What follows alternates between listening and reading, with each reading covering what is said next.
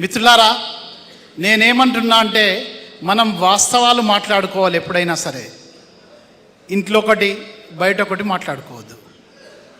ఇవాళ ఎవరింట్లో అయినా సరే ఒక ముగ్గురు కొడుకులు ఉంటే ఆస్తులు అప్పులు సమానంగా పంచుకుంటారా, పంచుకోరా?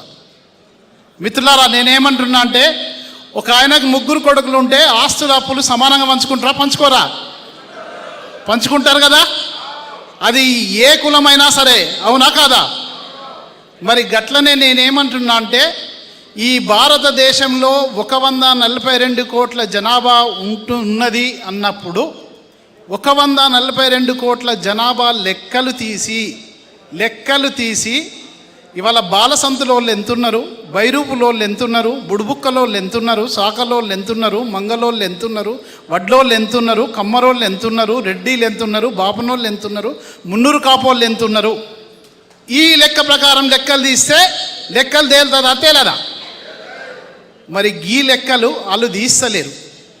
వాళ్ళు ఏం చేస్తున్నారు అంటే మనకు స్వాతంత్రం వచ్చి 78 ఏళ్ళు అయింది కదా. 78 ఏళ్ళు అయితే వాళ్ళు అంటే ప్రధానమంత్రి కానీ ముఖ్యమంత్రులు కానీ ఎవరైనా రిజర్వేషన్లు వచ్చిన వాళ్ళు ఉన్నారా? ఎవ్వరు కూడా రిజర్వేషన్లు వచ్చిన వాళ్ళు లేరు. అంటే అందరూ కూడా ఎఫ్సీలే కదా.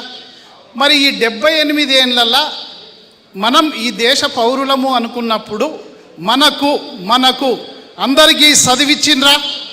ఇయ్యలే. అందరికీ వైద్యం ఇచ్చిర్రా? ఇయ్యలే. అందరికీ నీళ్ళు ఇచ్చిర్రా తాగి తినడానికి? ఇయ్యలే. అన్ని ఊర్లకు కరెంట్ ఇచ్చిర్రా? ఇయ్యలే. అన్ని ఊర్లకు రోడ్లు వేసిర్రా? మరి వాళ్ళు ఎఫ్సీలు కదా. మరి 78 సంవత్సరాల నుంచి రాజ్యం చేస్తున్నారు కదా. మరి ఇవి ఎందుకు ఇయ్యలేరు వాళ్ళు? ఇవి ఎందుకోసం ఇయ్యలేరు వాళ్ళు? ఇవి ఎందుకోసం ఇయ్యలేదంటే ఆడ కుసున్నోళ్ళు పెద్ద కులపోళ్ళు కాబట్టి ఇయ్యలేరు మిత్రులారా. ఎందుకంటే వాళ్ళకు మనకు న్యాయం చేయాలని లేదు. ఒకవేళ వాళ్ళకు న్యాయం చేయాలని, మనకు న్యాయం చేయాలని వాళ్ళకుంటే ఈ 78 సంవత్సరాలలో అన్నీ చేయకున్నా అయితే చదువన్నా అందరికి ఇచ్చురు, అయితే కరెంట్ అన్నా అందరికి ఇచ్చురు, అయితే నీళ్ళన్నా అందరికి ఇచ్చురు. ఇవి మినిమం. ఇవి కూడా వాళ్ళు ఇస్తలేరు కాబట్టి వాళ్ళకు మనకు న్యాయం చేయాలి అనే ఉద్దేశం లేదు మిత్రులారా. అందుకోసమే ఇవాళ మన జనాభా లెక్క ప్రకారము మనకు అధికారం ఇవ్వడానికి కూడా వాళ్ళు సిద్ధంగా లేరు.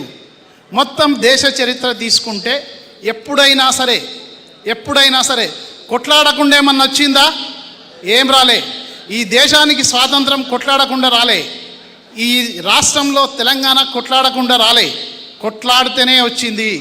అట్లనే ఇప్పుడు కూడా మొత్తం 142 కోట్ల జనాభా అన్నప్పుడు ఏ క్యాస్ట్కి ఎంత ఇవ్వాలనే విషయంలో కూడా ఇవాళ మనం కొట్లాడితేనే మన రాజ్యం మనకు వస్తుంది. ఇవాళ మనం కొట్లాడాల్సిన అవసరం ఉంది. ఎందుకంటే ఇది న్యాయమైన డిమాండ్స్. మనము రెడ్డిలదేమన్నా మనకి ఇవ్వమంటున్నామా? అంటలేము. బాపనోళ్ళ షేర్ ఏమన్నా మనకి ఇవ్వమంటున్నామా? అంటలేము.